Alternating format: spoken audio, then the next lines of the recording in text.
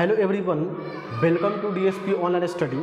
आज के क्लास में हम लोग डाइजेस्टिव सिस्टम के बारे में बात करेंगे, यानी कि पाचन तंत्र के बारे में बात करेंगे, जो कि एग्जाम के पॉइंट ऑफ व्यू से देखा जाए तो काफ़ी महत्वपूर्ण है। बिहार बोर्ड हो या सीबीएसई बोर्ड हो, दोनों बोर्ड में एग्जाम में बार बार क्वेश्चन जो है पूछा जाता है।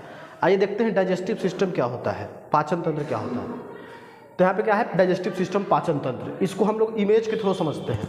पाचन तंत्र क्या है, तो इस प्रक्रिया में हम लोग मुख के द्वारा क्या करते हैं, भोजन लेते हैं। इसके बाद उसको दांत से चबाते हैं, भोजन को क्या करते हैं, दांत से चबाते हैं। फिर वो भोजन जो है लार के साथ मिल जाता है, यानी थूक के साथ मिल जाता है, सलाइवा के साथ मिल जाता है। लार में पूछा जाए कि लार में कौन सा एंजाइम पाया जाता है, तो लार में पाया जाता है टाइलिन नामक एंजाइम।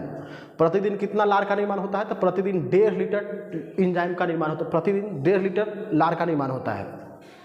फिर यह भोजन जो है फूड पाइप में आता है। कहाँ पे आता है, फूड पाइप में। फूड पाइप के द्वारा होते हुए कहाँ पे आता है, पेट में आता है, पेट में आता है। पेट जो होता है नाशपाती के आकार की तरह जो दिखाई दे रहा है, इसी को बोलते हैं स्टोमक।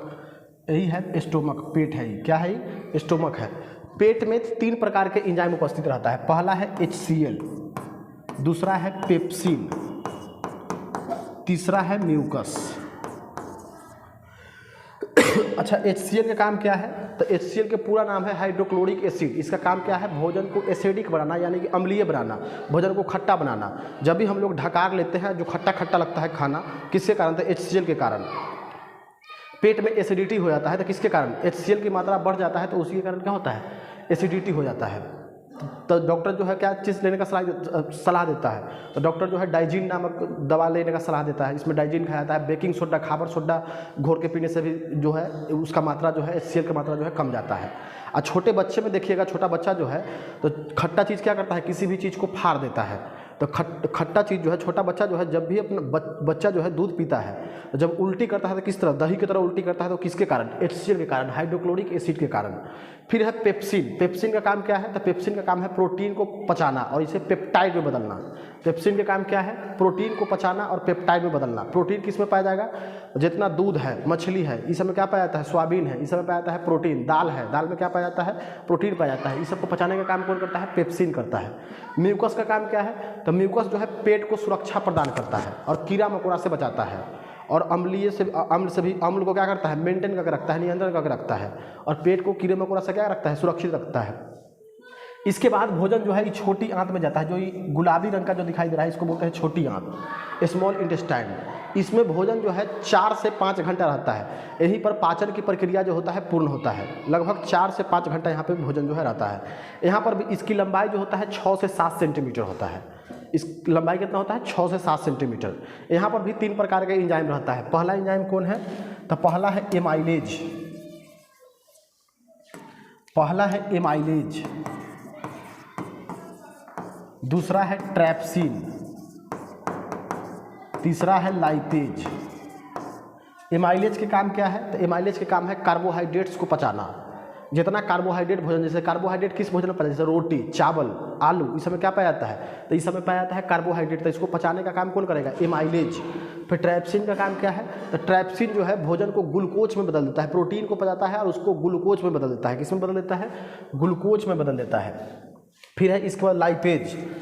तो लाइपेज का काम क्या है, ये जितना भोजन में फैट पाया जाता है उसको पचाता है। फैट, जितना वसा भोजन में पाया जाता है, वसा को पचाना और इसे वसा अम्लीय में बदलना, फैटी एसिड में बदलना। जैसे में जितना तेलीय सामान है, घी है, बटर है, पनीर है, इस समय क्या पाया जाता है, इस समय फैट पाया जाता है। तो जितना तेलीय सामान है, ऑयली सामान है, उस समय क्या पाया जाता है, उस समय फैट पाया जाता है। उस सबको पचाने का काम कौन करता है, तो उस सबको पचाने का काम करता है लाइपेज। और वही फैट जो है एक्सेस मात्रा में होगा तो पुरुष में पेट पे दिखाई देने लगता है, महिला में पिट्ठी पे दिखाई देने लगता है। तो लाइपेज का काम क्या है, फैट को पचाना। फिर इसके बाद भोजन जो है जितना है, इसके बाद ऊर्जा जो है प्राप्त हो जाएगा। भोजन से सारा ऊर्जा ले लिया जाएगा, यही छोटी आंत में हो जाएगा। और जितना अपशिष्ट पदार्थ जो है ये बड़ी आंत के द्वारा होते हुए कहाँ, एनस के द्वारा होते हुए क्या हो जाता है, बाहर हो जाता है। एनस द्वारा मतलब मलद्वार के द्वारा बाहर हो जाता है, अपशिष्ट पदार्थ जो है बाहर हो जाता है। और यहाँ पर भी मान लीजिए अगर किसी के पेट में ज़्यादा एसिडिटी है, चाहे ज़्यादा गैस्ट्रिक के प्रॉब्लम है, तो इसके कारण जो होता है, इसके एनस के रास्ते पर जो होता है एक बीमारी होता है जिसका नाम है पाइल्स नामक बीमारी। एक बीमारी होता है फीसर नामक बीमारी। पाइल्स नामक बीमारी में क्या किया जाता है, तो इसमें जो है एनस के रास्ते पर जो होता है अपशिष्ट पदार्थ त्यागते समय आदमी को जो है क्या आने लगता है, ब्लड आने लगता है। इसके रास्ता से क्या आने लगता है, ब्लड आने लगता है। अब फीसर में क्या होता है, फीसर में इसका आकार जो होता है कैसा हो जाता है, फीसर में इसका आकार जो होता है एनस के रास्ता का आकार जो होता है मछली की तरह हो जाता है। फिर इसके बाद इसमें डॉक्टर जो है क्या करता है, इसमें 2-3 तरीका से इलाज किया जाता है। कुछ डॉक्टर जो है अलग अलग डॉक्टर है तो अलग अलग प्रकार का इलाज करता है। कुछ डॉक्टर जो है इस रास्ते पर ही क्या करता है, सुई लगा देता है। तो सुई लगाने के बाद क्या होता है, घाव जो होता है ठीक हो जाता है। और कुछ डॉक्टर जो है जहाँ पे मान लीजिए जहाँ पे घाव है वहाँ पे धागा लगा देता है। क्या लगा देता है, धागा से बांध देता है और उसी पे ड्रेसिंग करता है। इसी प्रकार इस प्रक्रिया जो है पूर्ण होता है। फिर अगले वीडियो में हम लोग बात करेंगे रेस्पिरेशन के बारे में, श्वसन के